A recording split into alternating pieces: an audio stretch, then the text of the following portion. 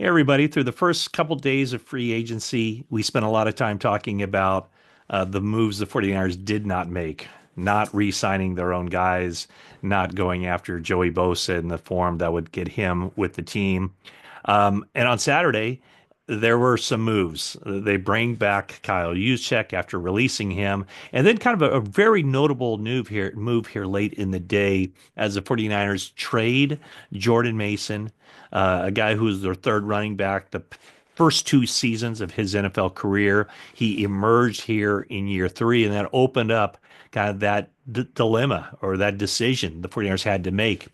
Where do you tender a restricted free agent? And, at the time, you saw when the 49ers put that second round tender on him that something would give because, more than $5 million for a running back when you already have Christian McCaffrey, especially when the 49ers are cutting costs. It just didn't seem like that was the way it was going to stay, whether the 49ers were able to sign him to a longer extension, which didn't seem necessarily something that they would be doing because Isaac Guerendo, somebody they drafted last year and think highly of. Well, on Saturday, they completed the trade with the Minnesota Vikings. And basically, this serves two purposes for the 49ers. I guess a third, if you say that, they'll get younger out of this deal, but that wasn't a big part of it. The big part of it is that they clear the salary cap. So the 5.3 million that he was scheduled to make, that immediately is cleared on the salary cap. So they create that space, but also it just helps them in the draft. So they accumulate a little bit more draft capital. If the 49ers had put the original round tender on him or just not tendered him at all, Jordan Mason would have signed with another team. 49ers wouldn't have matched, and they wouldn't have received any compensation in return. But as a result of their ability or their decision to put that higher tender on him and have him taken up some cap space, $5 million here initially, the 49ers were able to move up 27 spots in this draft. So they go from having their sixth round pick at number 187 to acquiring the Minnesota Vikings fifth round pick at 160. So now, a few weeks ago, before the Deebo Samuel trade, the 49ers had not had they didn't have a fifth round pick in this draft. Now they have two. They have the Commanders pick, and now they have the Vikings pick in the fifth round. Also, as part of the deal, the 49ers pick up a sixth round pick in next year's draft. So they're already building up a lot of draft capital for the 2026 draft. It looks like they're going to get the maximum number of compensatory picks for next year. And now they add another draft pick through the Jordan Mason trade.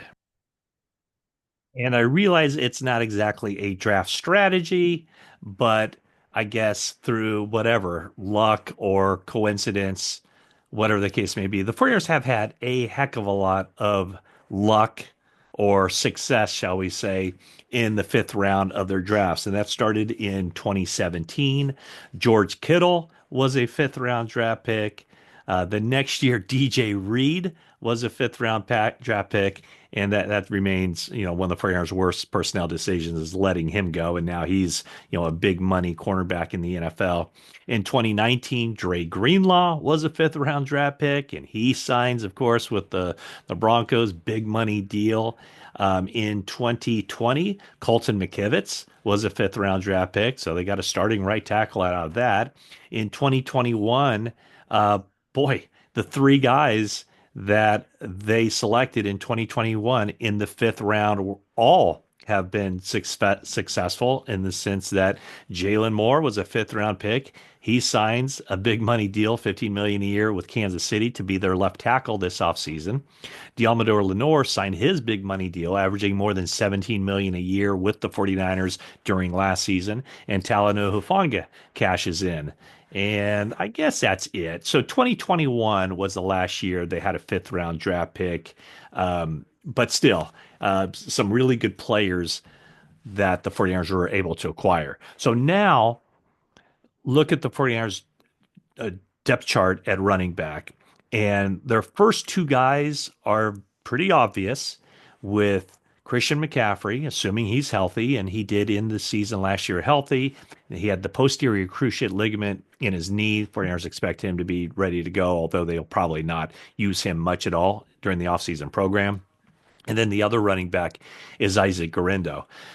Jordan Mason got off to a very good start last season, filling in for Christian McCaffrey, or I should say, just taking over for Christian McCaffrey, averaging more than 100 yards rushing in each of his first 6 games. Then he had the shoulder injury that knocked him out a little bit, limited his production. And then his season ended in week 13 when he had a high ankle sprain against the Buffalo Bills.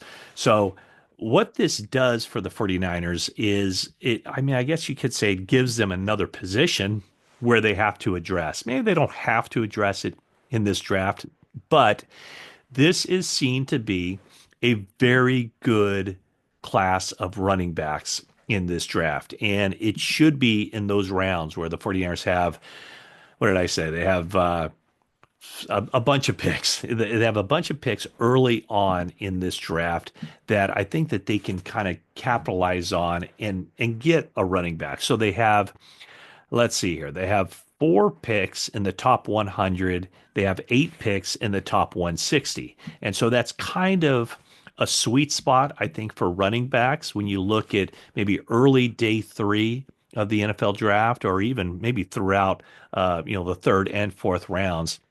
And so some of the guys that you could look at, Cam Scatabo from Arizona State, Quinshon Judkins from Ohio State, Dylan Sampson from Tennessee, Quincy Riley from Louisville, RJ Harvey from Central Florida. Those are just a few of the names, a few of the players that the 49ers might have a chance at. And the one thing I know about Bobby Turner, the 49ers running backs coach, is that he is already knee deep in these guys. He is ringing, he's calling these guys constantly. He's getting to know them. Even when the 49ers aren't even in the market for a running back in the draft, he's making the phone calls. He's doing all the legwork. He's doing all the due diligence. So now Bobby Turner has an opportunity to add to his running backs room. And I would love it. By the way, thanks for watching this video. Subscribe if you haven't already. Leave a like. And also, if you consider yourself a draft expert, I want to hear the running backs that you would like to see the 49ers select in this draft. We're thinking guys in the third, fourth, fifth round of this draft where there figure to be some good players available. Here's as good as Jordan Mason was with the 49ers last year when he emerged as the leading rusher. And what is he, the 7th different leading rusher the 49ers have had in the 8 years of Kyle Shanahan's offense, or since Kyle Shanahan's been with the 49ers. The one thing that he did struggle with was the passing game. And, Christian McCaffrey is as good as it gets. There's only 3 running backs in the history of the NFL who've gone 1,000. Of course, Roger Craig, of course, Marshall Faulk, and Christian McCaffrey.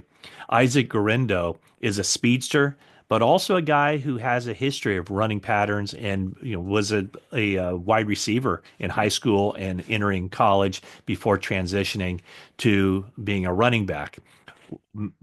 Mason was never really much of a threat. Yeah, I think he struggled with the route running, with the catching. And, the story a year ago during training camp was, he invested in a jugs machine. So he really worked hard on his hands. But, still last year, he only caught 11 passes for the 49ers last season. So he was never really able to add that element of being a dual threat, a guy who could run the ball, and he could run the ball. There's no doubt about it. I like that blend of power and speed. I mean, he was a very good running back, which was so funny because he was under the radar at Georgia Tech. Why?